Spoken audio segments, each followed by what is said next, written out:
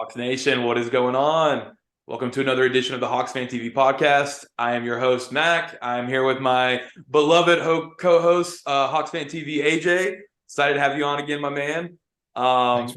Yeah, and there's not too much to intro this week, guys. We're recording this on April 17th, 2023, and the Hawks just got dog walked by the Celtics in game one. There are some bright spots. I think the second half, definitely, we cleaned it up a bit. We'll get to that later, but main point is not the greatest time in Hawks world, but hey, guys, that's something we've been going through all season. So I would hope we've gotten a little bit used to it at this point. But yeah, man, before we get into it, how you feeling, AJ? How you doing over there? Man, doing good. Besides the sport success, it's definitely the toilet right now. But the beautiful thing of the NBA playoffs is you get to do it all again. And tomorrow we get another chance on Tuesday to, get that taste out of our mouth. Whether it be, however it plays out, I think the Hawks will play a lot better on Tuesday night. Just to preface what we're going to talk about later in the show. Oh yeah, I totally agree, man. That's why they say, I think I said this in our Hawks Fan TV group chat the other day. I was like, hey, they play 7 for a reason. You know what I mean? Absolutely. So it's a 7-game series. It's game one is definitely one of those things I think as Hawks fans, I know I did at least. I think Trae Young in 2021 got us used to we're gonna win game one. We won game one in New York, we won game one in Philly, and we won game one in Milwaukee. So this whole being on the road, being the lower seed, I will admit, going into Saturday's game, I was rather confident, man. I was like, we're gonna pull it off today. We got the rest. Last year when we had to have the 2 play-in games, we played on Friday and then had to turn around and play on Sunday afternoon. I knew we were going to lose that game. There's no way the guys were gassed at that point. They had used all of their energy to get that play-in win. I thought with the extra amount of rest, Trae Young proven that game one the dude's a killer. And I don't know what happened, man. Trey, obviously, he ended up cleaning up a little bit, and everybody is allowed to have an off day. I have off days at work too. It happens. But man, what an inopportune time to be having an off day. Trae Young, I believe he started 0 for 7 or 0 for 8 from the floor. But you know what? Trae wasn't alone on that. We went 1 for 16 from 3 in the first half. I mean, yeah. I don't care, man. Unless the other team went 1 for 16, which they didn't. You're probably not going to win that game, man. 3-pointers it's like passing yards in the NFL. Like, sure, you want to run for a lot of yards? Go ahead, man. You're going to need to pass the ball to win. You got to hit threes to win games in the NBA, man. It's just how it works. So, obviously, when that happened, I didn't like our chances too much. But I will say this, and I'll get your opinion on it. I definitely think there is something that we can, for lack of better terminology here, hang our hat on the second half in game one. I think it'd be hard to say that Boston didn't let up on the gas pedal a little bit. I'm sure they did, and that probably attributes largely to why the Hawks were able to make a little bit of a comeback there. But to be down by 32 halfway through the second quarter, and then I think it was like 6 minutes left in the fourth, we were down by 12. That's, hey, you can accept that is something. There's no moral victories in the playoffs, but you can at least say, hey, let's focus on what we did in the second half and just completely ignore that first half. Throw that shit in the trash. That's over with. Absolutely. Don't repeat anything. Nothing worked in the first half. You don't even need to watch the film. Just watch the second half and we'll be all right. So, yeah, man, how are you feeling about game one? I mean, yeah, it's tough to find any positives. In all honesty, the game I was kind of with you, man. I just thought they were going to come. I just thought it was going to be competitive. At the very least, I thought that game was going to be a fourth quarter game to come down to it. I do think on paper, the Hawks and the Celtics actually kind of mirror each other in some ways. They're veteran in some areas, and then they're young in some areas, just like the Hawks. Just like the Hawks, that team is very battle tested. They've had multiple playoff runs. They've gone deep multiple times, I guess, unlike the Hawks.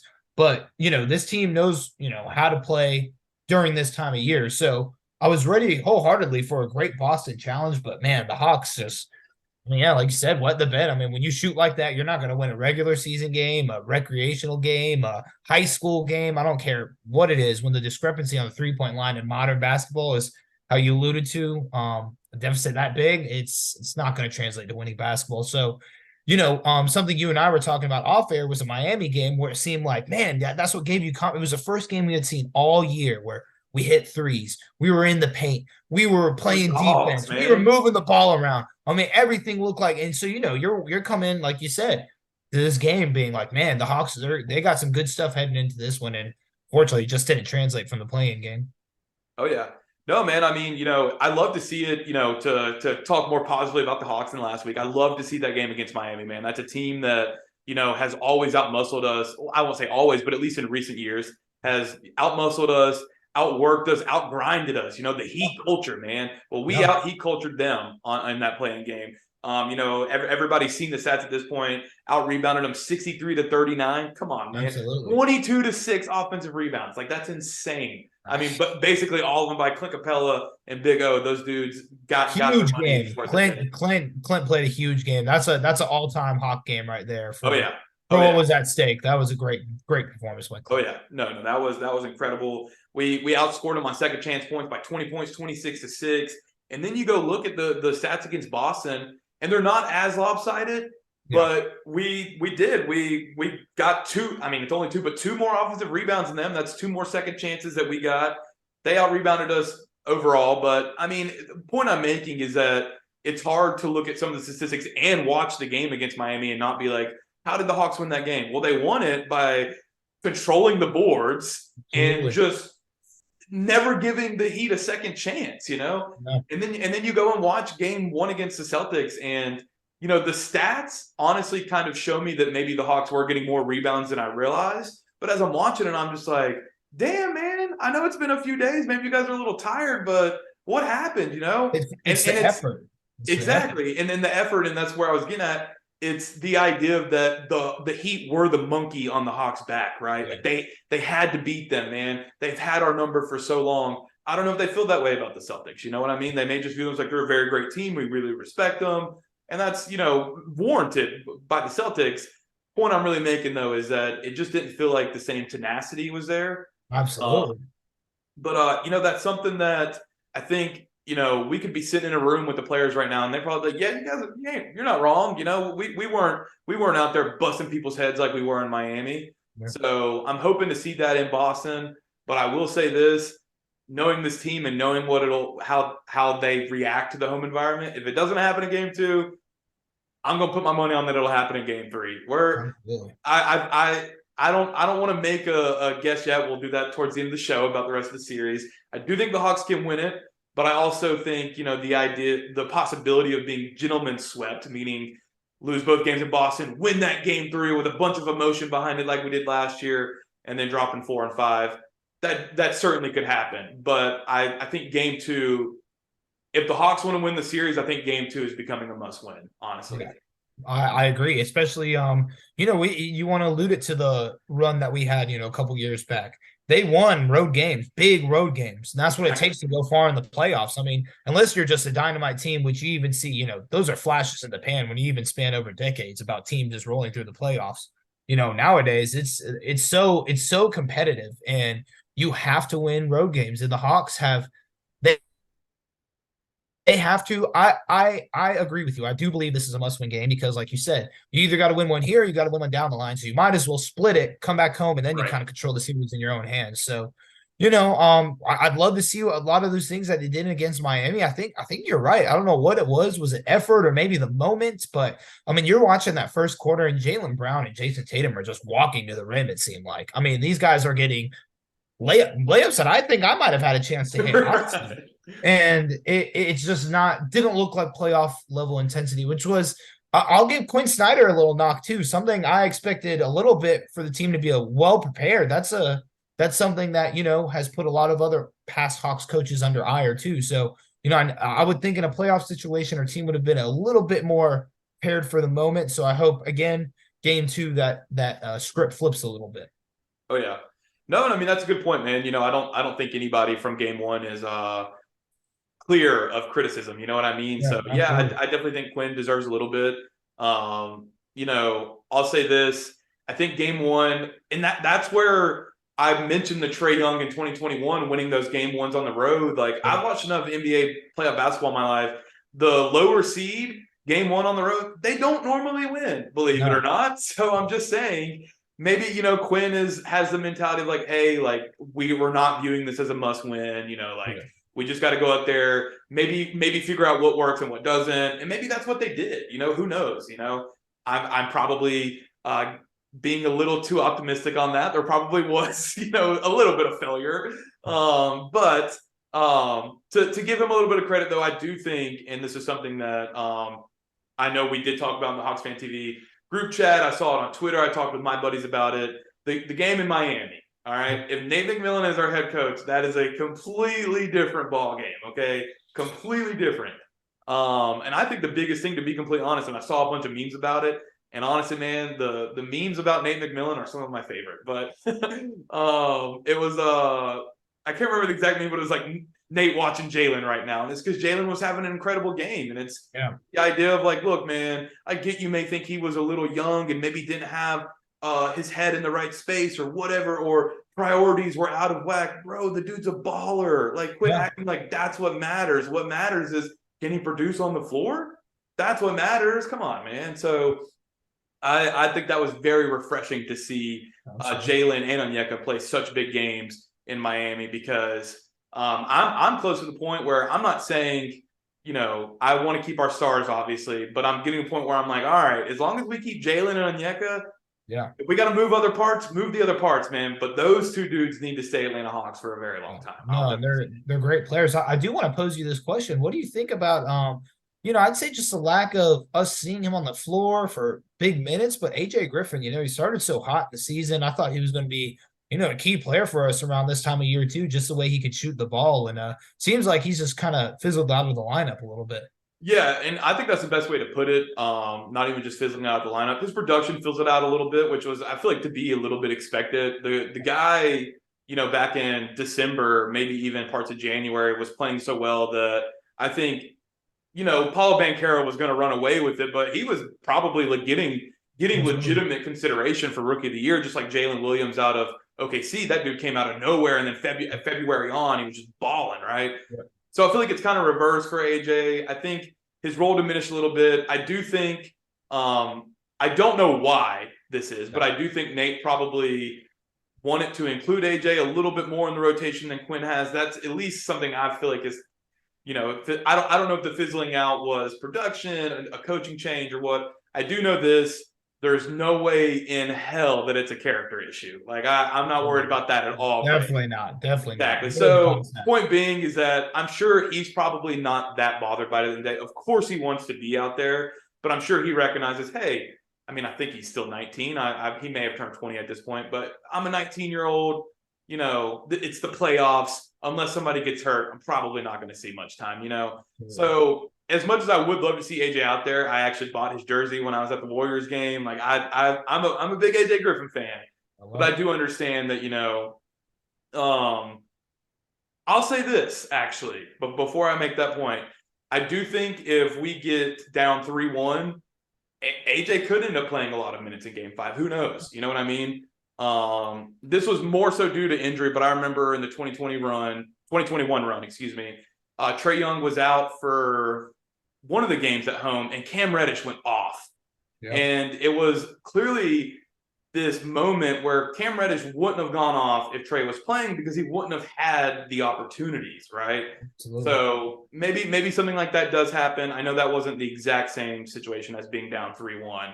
So obviously I was getting more at Quinn's throwing him out there because, hey, this series over. Let's see what you got, kid. But yeah, I wouldn't worry about it for anybody that may be, worried, for lack of a better term, on it. I think it's more of just a personnel thing. You know what I mean? So absolutely. Yeah. But yeah, man, it's something that it's definitely noteworthy. I probably would have guessed this time 2 weeks ago going into the playoffs that he would have had some sort of role. I think he's shown that he's got that clutch gene that you can't really teach. But yeah, man. What's your opinion on AJ? I'm just, from what I saw, kind of down the stretch of the last month of the season, and even, some of the playing game, and, against Boston too, we could definitely use some shooting. So I would just, maybe, start integrating him better giving him better roles into the offense where he can, have success. So I would just be curious to see how he do in some of those lineups. Because again, you got him, Bogey, now Boston scrambling and covering multiple shooters just like we have to do with them. So just more so of a strategical approach. And, putting guys like Jalen Johnson in there with those kind of units. Jalen Johnson does a good job of seeing over the top of defenses and finding guys like that in open positions and giving them the ball where they need to shoot. So I would think, potentially, getting him back in the lineup, especially, all right, this is someone he's got a big game two that's needed out of him is DeAndre Hunter, because he, at most points in that game, was a -15 player or greater. So he wasn't really having much of an impact, and he was actually a liability. People want to make fun of Trae Young. All right, sure, Trae's got this, but that was on DeAndre, and he's supposed to be one of our best perimeter defenders. I'm not saying, he's guarding great players. Jaylen Brown and Jason Tatum are elite wing players, Right. but we're going to need, something better than that in the playoffs, or at least something to, minimize that impact that we're going to get, offensive, defensive, on both ends of the floor. So, that's something I would say. And I'm sorry, I kind of went off on a tangent, but I had to bring it up because we hadn't brought up his name. And I love DeAndre. I've been a big supporter of DeAndre, but this is kind of where the rubber is starting to meet the road, and we need to start seeing a string of performances that say that I can do this on a consistent basis. Right. I completely agree, man. I won't say much about DeAndre either, but at this point, you can't really say like he's inexperienced or whatever it may be.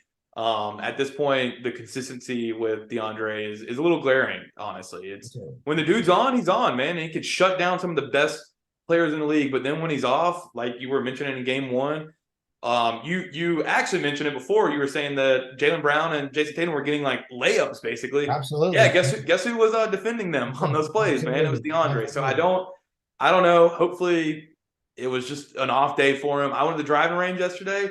I played awful, right? So you have off days. Maybe it was just an off day for him. So again, it's a beauty. You get to play another game. Exactly. Absolutely. So cool, man. So we'll do a preview of the remaining games 2, 3, and 4. Well, hopefully we have more after that. Before we do, though, gonna pay some bills around here. As always, check out this message from our guys over at Firmament. Absolutely. When you need quick, effective, and accurate data cabling services, call Firmament Solutions. We care about your network infrastructure. Our services are white labeled, so you get the contracts. We provide the services. Our expertise includes low voltage communication, networking, electrical, physical security, and life safety equipment. We're industry leaders, providing 24-hour service coverage. So we ask, when is the best time to have one of our certified technicians assist you? All right, thank you guys. So as I mentioned before paying some bills there, we'll jump into game 2, 3, and 4. I'll just go ahead and say right now, game 2, as much as I want it to be a win, I think it is got to be viewed as a must win. I will painfully admit I think it's going to be like a 119-116 loss. You know what I mean? Like we're just didn't beat them. Now, game 3. I don't know if it'll be like where it was Miami, where we went on a buzzer beater like it was last year. I actually do think if we lose game 2, we probably win game 3 pretty handily, okay? We probably just beat them, through and through, like we did in Miami. For sure, they may go on a run in the fourth quarter, get it down to 8 or 9 points or whatever, but we end up, still winning the game. But I'll be honest, if game 2 is won by the Hawks, and this is something that this team knows, and I need to see out of this team because we've seen it out of them, they'll understand, all right, now we have home court advantage. Take care of what we had to take care of, and we're on to the next round, That was something that, because of the 2021 run last year against Miami, I really wanted to see it. But last year was clearly, as Hawks fans, man, as painful as to say, was just a little bit of a wash. You know what I mean? This year, I had all the hopes that it would be more. Obviously, as we went through the season, it ended up being the most mid team of all time. But we're here. We can still do something. And I understand, gosh, I'm probably going to get some heat for this one. I understand they're 1 seed higher and it's a different team, different makeup. But look at what the Lakers just did to the Grizzlies. They're the lower seed and we're up by a point with, I want to say, like a minute and a half left, and then went on a 15-0 run and just waxed up. And you know who did that? It was Anthony Davis and LeBron James. No, it wasn't. It was Rui Hachimura and freaking Austin Reeves, all right? I'm just Cold. saying. I'm Cold. serious though. Like it's one of those where it's like, come on, guys. I'm sick and tired of watching Austin Reeves and Rui Hachimura, and we have ballers on this team. Let's be ballers. I need to see it, but the rational side of me is definitely accepting that game 2 may not go in our favor. So with all that being said, I feel like our listeners, you'll see AJ is a very optimistic. He's way more positive than me.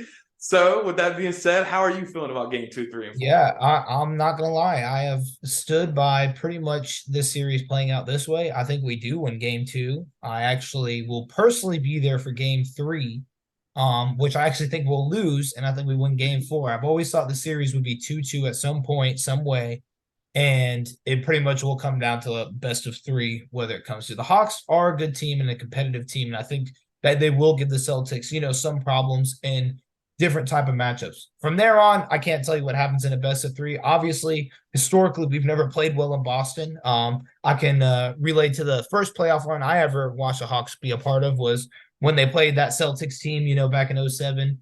And they got thrashed in game 7 up in 65 Boston. points. Yeah, it wasn't pretty. So if we could avoid that, ideally, if we could win 6 games somehow, some way, that would be the way to get it. I don't see us winning in a 7-game series in Boston. And again, I'm just going based off history, but I do think the next 3 games that you mentioned, it's gonna be a 2-2 draw, man. I don't know how it gets there, but I think that's how the cards are gonna lie, man. I really do think the Hawks are gonna dig deep, come back, play a little smarter. Celtics, I mean, they're human. They just beat a team by basically 40 at one point, and they may come back and they may lay an egg themselves too. But you can't keep. It's hard to have performances like that back to back. Is all I'm saying. So I like the Hawks to maybe sneak out a game here, brother. Oh yeah. Hey man, I'll buy it. I don't want to be pessimistic. No, absolutely. Hey, steal a game, steal a taco, baby. Exactly. And hey, you know what? Alex tweeted it. He got a little bit of heat from it, but that's okay. I think HawksFanTV, we're used to that over here. But he was saying that the coaching edge should be given to Quinn, and it should. Quit acting like one season is why Missoula is a better coach than him. Quinn Snyder has so much more experience in the playoffs. Absolutely. Point being out all that, let's see a Quinn Snyder masterclass tomorrow, guys. Absolutely. Let's see a Quinn. Absolutely. So yeah, man, I'm glad you said that because I'm actually feeling better now. You know what? I like our chances tomorrow. I like our chances. I do too, man. I think again they're going to be prepared. What I was questioning about Quinn, I think he'll readjust. I mean, you got to understand with him. I think too. Just my last point is that he came from a tough tenure in Utah where people were doubting him, doubting how it ended there, and how he never got over the hump. So I really think he's going to get creative in how he can make teams competitive. And obviously the offseason will entail a lot of that. But I think we could see, hope to see some signs of that even in this series. Oh, yeah.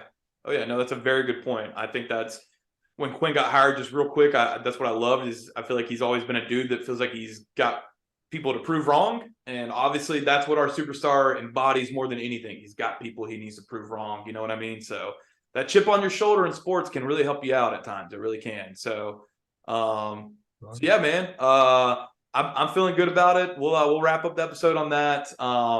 Before we go, obviously, thank you guys for listening. Thank you guys for the support. Be sure to follow us on Twitter at HawksFanTV, Instagram as well at HawksFanTV. Check out our website at HawksFanTV.com. That's where you'll find all of our articles.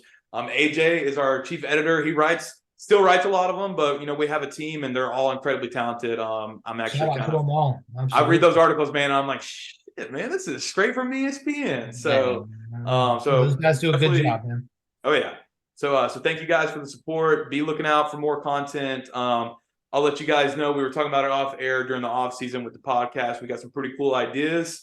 We're going to be going over some of the history of the Hawks and show you guys that we actually are a franchise that we can be proud of. So, yeah, guys, we'll end it on that. As always, hope you guys are staying safe and happy and healthy out there. And as always, go Hawks. All right. Take care, Mac.